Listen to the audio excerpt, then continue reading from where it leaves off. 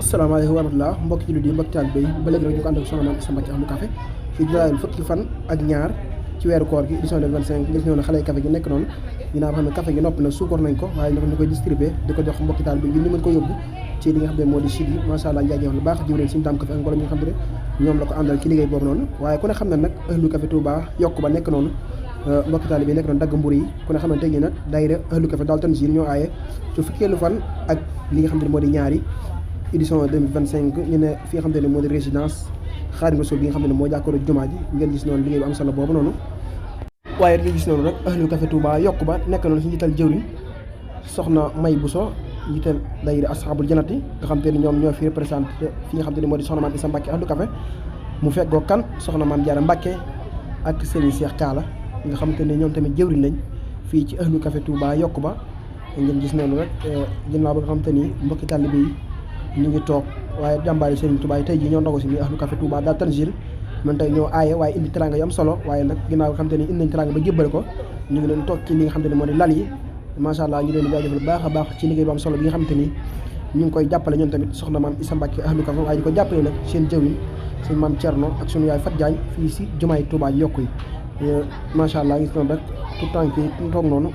waaye ngeen gis noonu rek soxna May Bousso nekk noonu waaye soxna Maam Jaara Mbacké waaye jëwriñ yi nekk noonu ci Ahlu Café Touba daal Tanzil ñoom suñu Cheikh Thiam ak ñoom ñi nga xam ne ñoom lañ àndal liggéey bi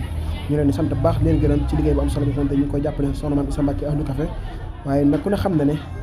waxtu wu néew incha allah moo ci des ngir ñu amal li nga xam ne moo di ndogu yi waaye nag gis ngeen mbokki taalibe bi toog tiim seen i kaas seen i tàndarma lu baax ci ndogu yi waaye sécurité yi nekk noonu macha allah suñu sëriñ Lo moom tamit muy jàmbaar waaye gis noonu sécurité yi nekk noonu rek ndax ku ne xam ne moom fii mooy lal bu Soxna Maam Issa Mbacké Ahlu Café féete waaye nag soxna si nag tey ji nag invité daayira daaraam ji nga xam ne ñoo nekk nga xam moo di Touba xëyri doomi daara soxna Astou Gawane waaye nag tout tànk tey jii kon xam ne nag tey jii nag maam Dieye doon Cheikh Abdou Ahad Dieye nga xam ne Porokhane moo doon tari mucc ayib boobu noonu tey jii nag moom dafa aye ci li nga xam ne moo di bis yi ci ndigalu ay waajuram Cheikh Abdou Ahad Dieye nekk li nga xam ne moo di communication Ahlu Café ñoom ngi gis noonu rek tout tànk yi ñu ngi toog waaye nag kon xam ne waxtu dog daanaka minute néew moo ci des waaye nag ndongo yi nekk noonu macha allah ji lay jaajëfal baax a baax waaye nag di profité bu baax leen tàll loxo baax a baax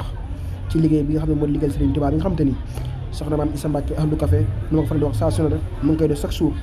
ndax ku ne xam ne ne koor gi moom du benn fan du ñaari fan du ñetti fan du ñeenti fan weer la kon lépp lu waaye am rek ci addiyee jël ñu leen koy tàll loxo bu baax a baax muy café mi saako suukar mi yeneen nga xam te ni concerté li nga xam ne mooy liggéey Serigne Touba waaye gis nga Soxna Maam Issa Mbacké Ahlu Café nekk noonu ñu ko ñaanal baax a baax mu yàgg fi loolu te ànd ak wér liggéey bi mu liggéey si fii si kër Serigne Touba gi am na solo lool waaye nag ndongo yi nekk noonu